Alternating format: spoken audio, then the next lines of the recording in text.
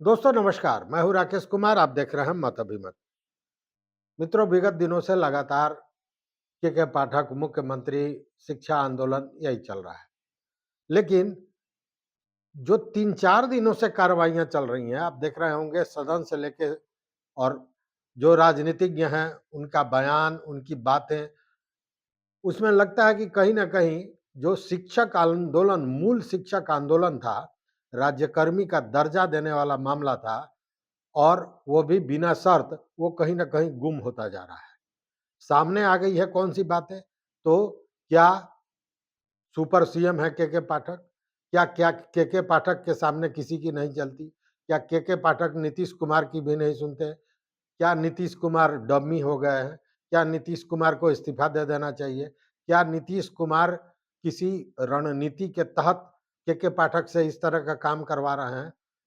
ये सारी चीज़ें उठ रही हैं और उसका कारण ये है कि आपको याद होगा कि परसों जब विधानसभा में के पाठक की बातें आई और बातें स्कूल के टाइमिंग को लेकर आई, तो मुख्यमंत्री ने कहा कि हमने तो कह दिया था, अभी तक नहीं किया, आप लोग को बताना चाहिए, हम आज ही जाते हैं, आज ही बात करते हैं और आज ही सबको ठीक करेंगे। उसी दिन शाम को नोटिफिकेशन भी आता है। नोटिफिकेशन में कक्षाओं को आगे पीछे कर दिया जाता है, लेकिन उसी नोटिफिकेशन में दिया जाता है कि पूर्व के नोटिफिकेशन का अंश जारी रहेगा, मतलब वो चलेगा।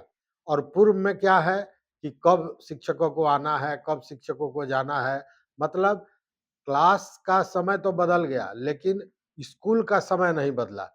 अब इसको लेकर कल फिर हंगामा हुआ। हंगामा हुआ तो नीतीश कुमार सीधे कूद के पाठक के पक्ष में चले गए। उन्होंने उनको सबसे ईमानदार, सबसे बेहतरीन पदाधिकारी बता दिया और ये कहा कि आप लोग उनको हटाने की बात करते हैं, ये सही नहीं है। को हटाइए, ये आपका अधिकार है। सरकारी अधिकारी को किसी चीज से हटाने का और उसका मांग करना आपका गलत है। ये बिल्कुल गलत है। ईमानदार आदमी के खिलाफ आप लोग कार्रवाई कर रहे हैं। जो सबसे ईमानदार है उसके खिलाफ कार्रवाई करते हैं। ऐसे अधिकारी जो किसी का धंधा इधर उधर नहीं सुनता है और उसी के खिलाफ एक्शन लेते हैं, बहुत गलत बात है।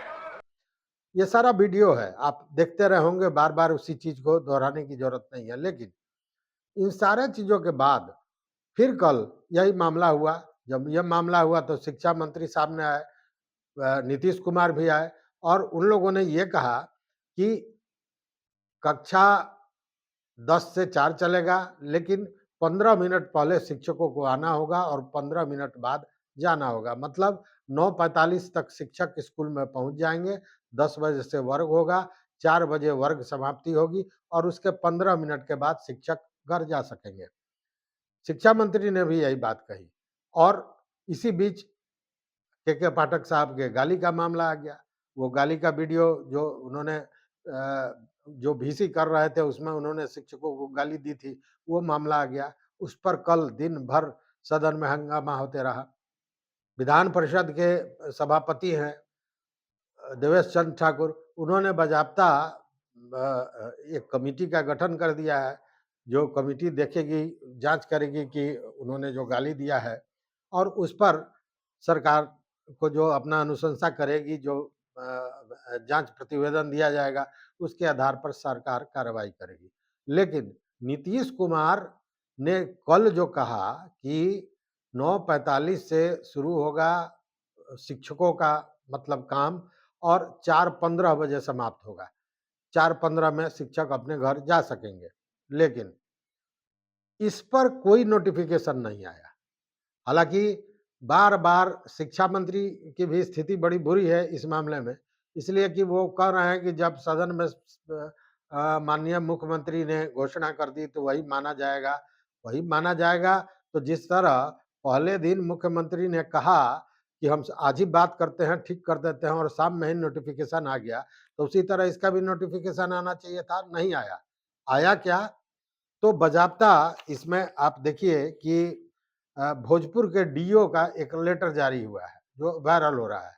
डीओ भोजपुर ने कहा है अपने विद्यालय डीओ भोजपुर ने जो पत्र जारी किया है सारे अपने लोगों को, मतलब बीईओ को और प्रधानाध्यापकों को, उसमें यह कहा गया है कि 8:30 पर, मतलब 8:30 बजे वो विद्यालयों का निरीक्षण करेंगे।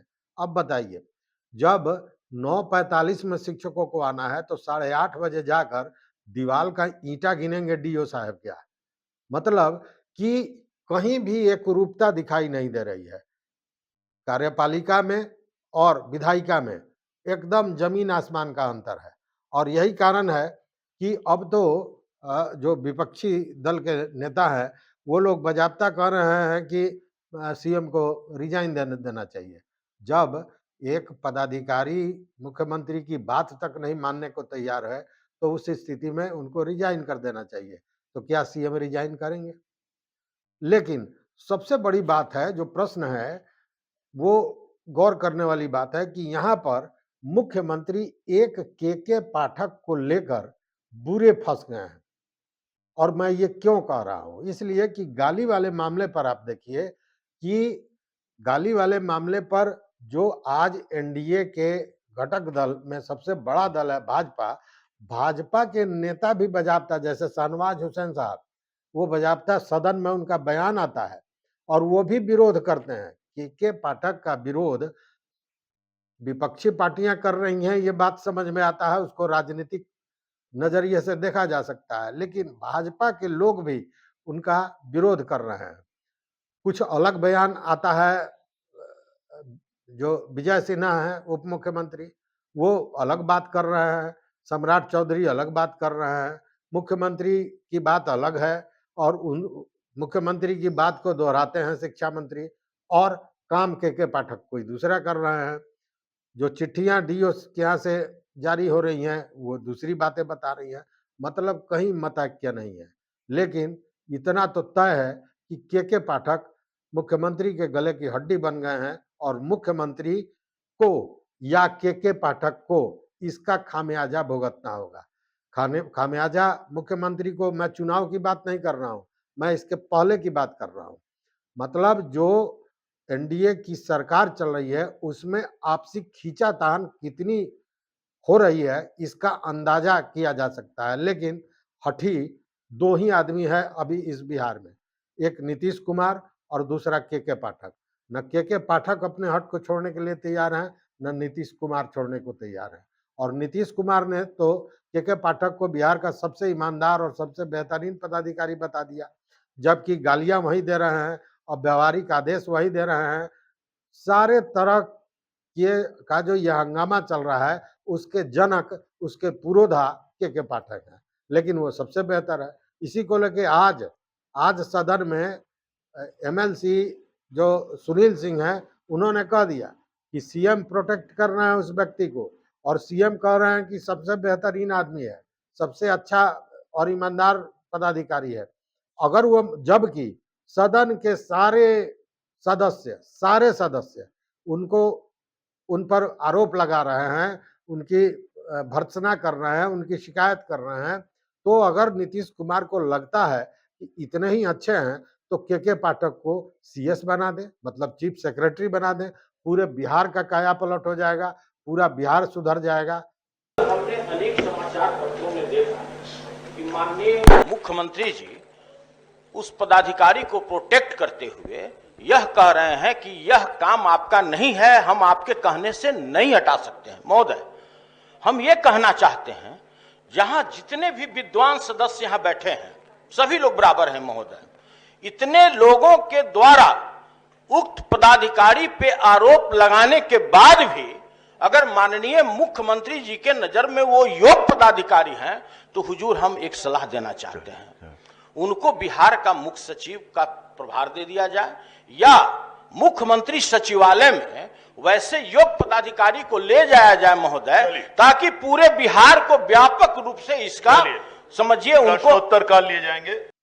तो क्या अगली कड़ी में शिक्षा विभाग से सीएस बनने जा रहे हैं क्या के पाठक? सोचिए जरा, हो सकता है कि आने वाले समय में वो चीफ सेक्रेटरी बन जाए, जिस कदर वो दिल में जगह बनाए हुए हैं नीतीश कुमार। इस वीडियो में बस इतना ही। देखिए आज क्या होता है, सदन में आज भी गर्मी छाई हुई है।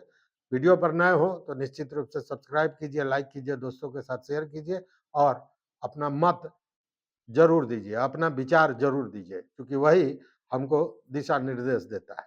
बहुत बहुत धन्यवाद, कोटि आभार।